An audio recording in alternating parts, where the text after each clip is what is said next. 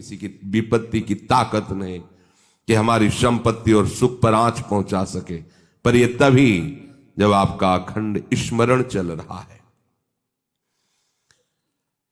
अखंड स्मरण के लिए वाचो वेगम, मनसः क्रोध वेगम, हिंसा वेग, मुदरोपस्थ वेगम, एतान वेगान सहते यस्तु विद्वान निंदाचास्य हृदयम नोपहन्यात्। जो विद्वान उपासक वाणी का वेग, मन का वेग, क्रोध का वेग, हिंसा का वेग, भूख का वेग और जनेन्द्रिय जनित मैथुन का वेग जो सह जाता है, वही महात्मा निरंतर भजन कर सकता है, वही उपासक निरंतर भजन कर सकता है। नहीं, यही वेग आकर उसके भजन में अंतराय पैदा कर देते हैं। वाणी का वेग, वाणी का, मन का, क्रोध का, हिंसा का, उदर का, उपस्थ का यदि आप नहीं सहन करते तो ये आपके भजन में बाधा डाल देंगे, निरंतर भजन नहीं होने देंगे। दूसरा, निरंतर भजन करने में जो प्रभु कह रहे हैं आसित मत्परा, मेरे परायण होकर भजन करो। अब इन वेगों से बचकर क्यों भजन में चलता है तो उसके अंदर एक बात आने लगती है, मैं अच्छा भजनानंदी हूं। जहां ये बात आई तहां वो दूसरों जो वैष्णव है, महतजन है, महात्मा जन है, वो टीका टिप्पणी करने लगता है उनकी। ये होता है, अपने में श्रेष्ठ भाव आने पर दूसरे साधकों की, वैष्णवों की, महापुरुषों की, महतजनों की वो टीका टिप्पणी करने लगता है। ऐसा क्यों, ऐसा, ऐसा क्यों, ऐसा। ये आपके भजन को ही रोक देगा। निरंतर भजन चलने की तो बात जाने तो भजन से ही विमुख कर देगी ये वृत्ति। ये 6 बातें संतों के प्रति नहीं करनी चाहिए। वो वेग सहो और ये बात भूलकर अपनी वाणी पे न लाओ। बास निरूपण, किसी भी संत महात्मा वैष्णव के विषय में ऐसा कहना, ये तो महलों में रहते हैं, या ये तो गांव में रहते हैं, ये तो, इनको तो गंगा किनारे या स्मशान में कहीं खंडहर में रहना चाहिए, बाबा जी हैं ऐसे वैसे। वास निरूपण करना, तभी जब अहम जागृत होता है तो संतों के प्रति टीका टिप्पणी शुरू हो जाती है। वास निरूपण, किसी भी संत महात्मा वैष्णव के प्रति उसके वास के विषय में बोलना। दूसरा, ज्ञान निरूपण, किसी संत वैष्णव के प्रति ऐसा, ये पढ़े लिखे तो है नहीं, शास्त्रों का इनको ज्ञान तो है नहीं, भेष बना लिया, बस पेट भरण पोषण के लिए घूम रहे, कोई इनको ज्ञान तो है नहीं। क्या भजन करेंगे, क्या विचार करेंगे जब इनको पढ़े ही नहीं है, शास्त्रों का ज्ञान नहीं है, तो क्या ये भजन करेंगे। ज्ञान निरूपण। तीसरा, जाति निरूपण, ऐसा महान अपराध, ऐसा सोचना, ऐसा बोलना, ऐसा देखना, ये महत अपराध है। और ये हम लोग ध्यान नहीं देते, फिसल जाते हैं। एक बार एक जगह महात्माओं की पंगत लगी हुई थी, तो उसमें एक महात्मा को पंगत लगवाने वाले में जो श्रेष्ठ थे, उन्होंने एक थप्पड़ मारा और निकालने लगे। वहां हमको भी सेवा दी गई थी, पत्तल उठाना और पोछा लगाना बाद में। तो परुषाई जब होती थी तो उस समय खड़े रहते थे। तत्काल गए, हमने कहा आपने क्यों थप्पड़ मारा? तो उन्होंने जाति निरूपण किया कि इस जाति का है, तुम नहीं जानते हो, और ये साधुओं की पंगत में बैठा है, उनका आचार्य परंपरा का तिलक लगाए हुए है और भेष धारण किए हुए है। आप आचार्य परंपरा की प्रधानता रखते हैं या जाति की प्रधानता रखते हैं? वो महात्मा अश्रु प्रवाह करने लगे कि क्या मेरे को भगवान का भजन करने का अधिकार नहीं है? क्या मेरे को भगवत प्रसाद पाने का अधिकार नहीं है? जब हमें गुरु ने वस्त्र दिया है, भेष दिया है, तो हम संतों की सभा में उन्हीं की आज्ञा से बैठे हैं, वैसे हम इस योग्य नहीं हैं, पर बैठे हैं। उनकी दैन्यता देखकर तत्काल उनको हृदय से लगाया और उनसे कहा कि दोबारा ऐसी गलती ना हो, ये क्या मर्यादा है वेश के ऊपर। और उनके चरण पकड़े, एक बार इनको क्षमा करके आप बैठ जाइए, आप प्रसाद पा लीजिए। उस समय भागवती का आवेश में बोले, उनकी सामर्थ्य नहीं हुई दोबारा उनको, वो प्रसाद पा के निकले, मन में ठान लिया कि झोला उठाओ और भागो यहां से। नहीं, जहां संत का अपमान हो वहां नहीं टिकना चाहिए। तो भूल हो जाती है। राजसूय यज्ञ में भगवान ब्रह्मा से लेकर के सब ईश्वर कोटि के महापुरुष पधारे थे, जिसमें स्वयं सर्वेश्वर भगवान श्री कृष्ण विराजमान थे। और उस पवित्रता का क्या वर्णन करना, जहां साक्षात धर्मराज विराजमान है वहां अपवित्रता का प्रवेश नहीं हो सकता। लेकिन यज्ञ की पूर्णता नहीं हुई थी। यज्ञ की पूर्णता सुपच वाल्मीकि के चरण धोकर रसोई में पवाने से हुई थी। स्वयं भगवान श्री कृष्ण चंद्रजू ने ऐसा आदेश किया था, जिन्होंने स्वयं गीता जी में कहा, चातुर्वर्णम मया सृष्टा गुण कर्म विभागशः। लेकिन यदि वो भगवद अनुरागी है तो चातुर्वर्णम मया सृष्टा का सिद्धांत नहीं लागू होगा। भगवान व्यास देव जी कह रहे, अहो वत्स पचतो गरीयान यज्ञाग्ञे वर्तते नाम तुभ्यम। यदि राधा राधा कृष्ण कृष्ण जिभ्या से निकल रहा है, वो चांडाल भी है, तो उसका चरणामृत लेके पीना चाहिए। इसलिए हरिराम व्यास जी कहते हैं, व्यास मिठाई विप्र की तामे लागे आग, वृंदावन के स्वपच की जूठन खइए मांग। व्यास रसिक तेई बड़े ब्रजते अनत न जाए, वृंदावन की स्वपच लो जूठन मांगे खाएं। ये जाति निरूपण संत के प्रति करना महत अपराध है। और ये जब जाति का अभिमान बना हुआ है तो भगवत दासत्व का अभिमान कैसे आ सकता है। किसी भी मार्ग में हो, आगे चल करके सब लय हो जाता है। ये देहाभिमान के अंतर्गत आता है। देह ही तो जन्मी है जाति में, ये स्वरूपाभिमान थोड़ी है, ये देहाभिमान ही है। इसलिए वैष्णव के सबके एक ही गोत्र है, अच्युत गोत्र। अपने सब रसकों के एक ही गोत्र है, हरिवंश गोत्र। अगर हम जाति पक्ष में चले जाएंगे तो भगवत पक्ष से हट जाएंगे। तहां जाति कुल नहीं विचार, कौन सुत्तम कौन गंवार, सार भजन हरिवंश को। और या रस मगन मिटे भवत्रास, सुनहु रसिक हरिवंश विलास, श्री हरिवंश गायो। कहीं भी प्रकट हुआ हो किसी भी कुल में, और वो जब आचार्य के शरणागत हो जाता है, आचार्य परंपरा से, तो अभेद हो जाता है। सुने प्रपन्न जेब है, अभद्र सर्व के गए, तिन्हें मिले प्रसन्न हुए, न जाति भेद मानिए न जाति भेद मानिए। उनको देख करके कहना चाहे, सुभाग हमारे अहोभाग्य आपके दर्शन हुए, आप पधारिए, आप विराजिए। और जैसे अपने पूज्य जनों का स्वागत किया जाता है, ऐसे मन में भी नहीं आना चाहिए कि ये अमुक जाति का संत है, इसके पैर कैसे छुए, इसका चरणामृत के। अगर ऐसा तो आपका भजन बाधित हो जाएगा। जाति निरूपण, यही गलती हो गई थी दंडकारण्य के ऋषियों से श्री माता सबरी के प्रति। एक तो स्त्री जाति और दूसरी भीलनी। कैसे हम महाब्रह्म ऋषियों के बीच में बड़े बड़े कीड़ा पड़ गए थे, सरोवर के जल का प्रयोग नहीं कर सकते थे, सब अशांत थे। और भगवान श्री राम ने माता सबरी को सौभाग्य दिया, ऐसा जो ब्रह्म ऋषियों को भी नहीं मिला। इसलिए कभी किसी संत के जाति निरूपण न करें।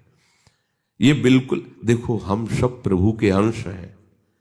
कर्म के अनुसार शरीर में आए, कर्म के अनुसार कुल में जन्मे, लेकिन हमको वो लेके थोड़ी बैठना है।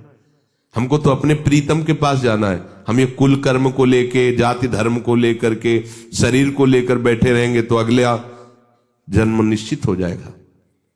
हमें प्रभु के पास जाना है। जो ही ये बात सोचकर आगे बढ़े तो आप केवल प्रभु के हो गए, खत्म खेल।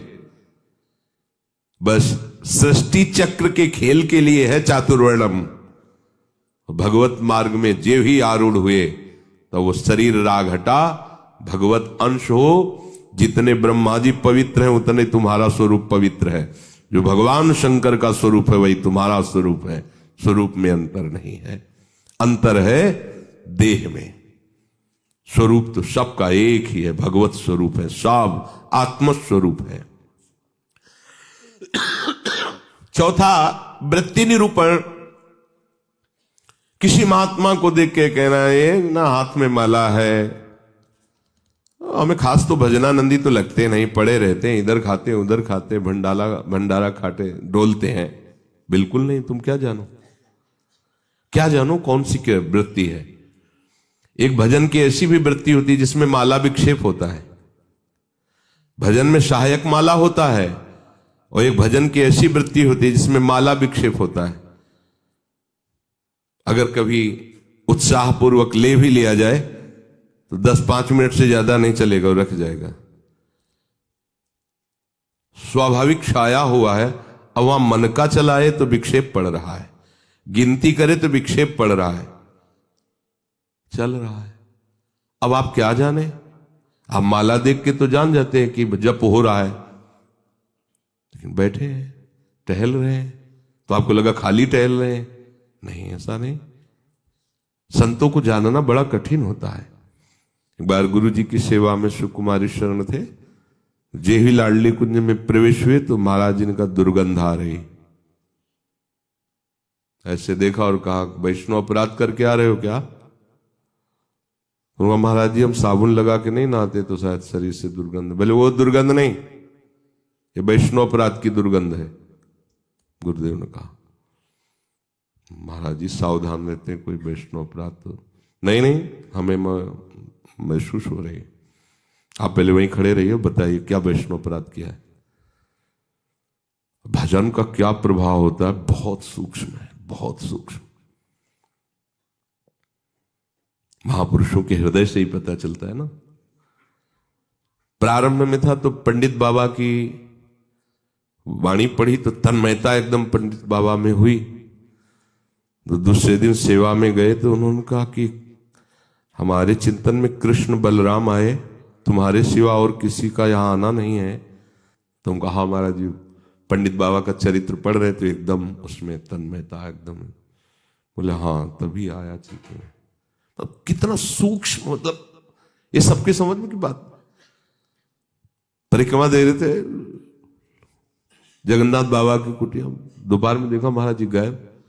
देखा तो अप्सरा कुंड में ध्यानस्थ एक वृक्ष के नीचे बैठे। महाराज वहां से क्यों चले आए? बोले इतनी जोर के गोपाल मंत्र के वहां परमाणु सिद्ध पुरुष थे ना, तो हमें विक्षेप पड़ रहा था निज मंत्र में, इसलिए हट के चले आए। वहीं हम पढ़े, हमें कुछ पता नहीं चल रहा। आपका कितना सूक्ष्म, प्रवेश करते ही कह दिया आप वैष्णव अपराध करके आ रहे हैं, दुर्गंध आ रही। वो हाँ महाराज जी अगर ये वैष्णव अपराध है तो फिर वो एक समोसा बांट रहे थे तो एक संत बार बार समोसा ले और खाते जा रहे थे, फिर लेते जा रहे थे, तो उसने धक्का मारा और दबकाक भगा दी। तो हमें लगा कि कैसे संत है, ये समोसा के लिए बार बार हाथ फैला रहे हैं। तो बोले उनको जानते हो? बोले हाँ प्राय वो दिखाई देते हैं बिहारी जी की गली में। बोले जाओ, महाराज जी ने पैसा दिया 50 रुपये उस समय, अगर जाओ समोसा खरीदो, उनको दो और उनके चरण पकड़ो, उनसे कहो कि आपके प्रति हमारी ऐसी मलिन बुद्धि हो गई थी, आप हमें क्षमा करें, फिर सेवा में आओ। कितना सूक्ष्म है महापुरुषों का सुरक्षा कवच। किसी भी संत के प्रति, वैष्णव के प्रति, ये तो पड़ा रहता है, तो कभी माला नहीं लिए, तो कोई भजन ध्यान करता नहीं, इस प्रकार से उसकी निंदा करना, ये वृत्ति निरूपण है। पांचवा है स्वरूप निरूपण। इनके चेहरे में कोई तेज तो है नहीं, हमें लगता है कोई महात्मा तो है नहीं, बनावटी ही लग रहे हैं, कोई आकर्षण तो है नहीं इनके चेहरे में, सच्चे साधु नहीं है, ऐसा वैसा नहीं। आप क्या जानते हो, ये राख से ढकी हुई आग है, राख हटे तब पता चलेगा। अगर चेहरे से ही महात्मा की पहचान होती तो जड़ भरत जी को पहचान लेता रहुगण। और साधारण सत्संगी नहीं, कपिल भगवान से सत्संग करने जा रहा है। कोई साधारण सत्संगी नहीं, महापुरुषों का संग करने वाला है, फिर भी नहीं पहचान पाया। राख से ढकी हुई आग को जड़ भरत जी जैसे महान ब्रह्मभूत महापुरुष से पालकी उठवा दी। जब उनके वचन प्रकाशित हुए तो कूद पड़ा पालकी से चरणों के। अरे इतनी ऊंची स्थिति के महात्मा, कांप गया। तो ये किसी भी महात्मा के बाह्य रूप को देख करके नहीं जाना जा सकता कि किस कोटि का महात्मा है, कितनी ऊंचाई का है।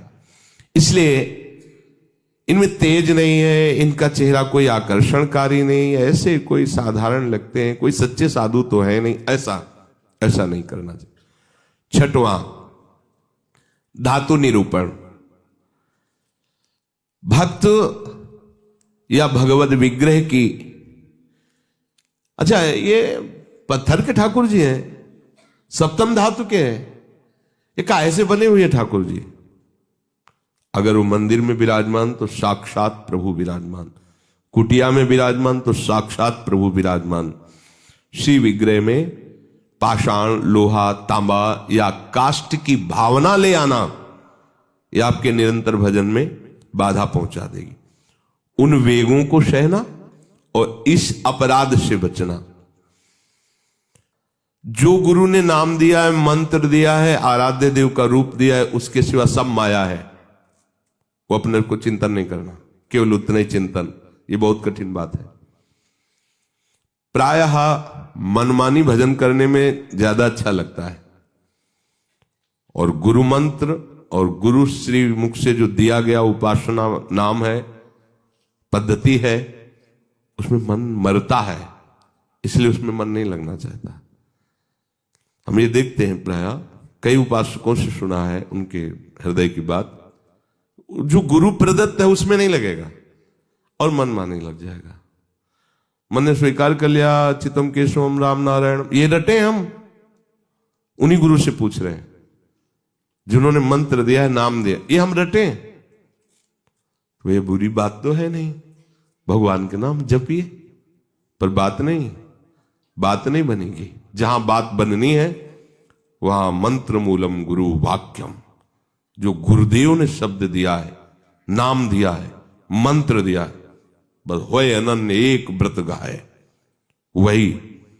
चाहे जितना मन चंचल हो, जो ऐसी निष्ठा वाला होता है, देर नहीं लगता शांत होने में।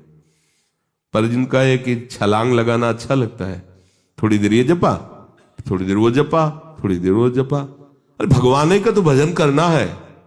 अभी वो पद्धति को नहीं समझे, अभी रस मार्ग में बहुत दूरी है, अंतराय है। सभी कार्य करते हुए अपने स्वरूप में स्थित रहना। जैसे अपने लोगों का स्वरूप है सहचरी, तो जगने से लेकर शयन तक आपकी स्मृति में रहना चाहिए, मैं श्री जी की सहचरी हूं। भले अनुभव में नहीं आ रहा,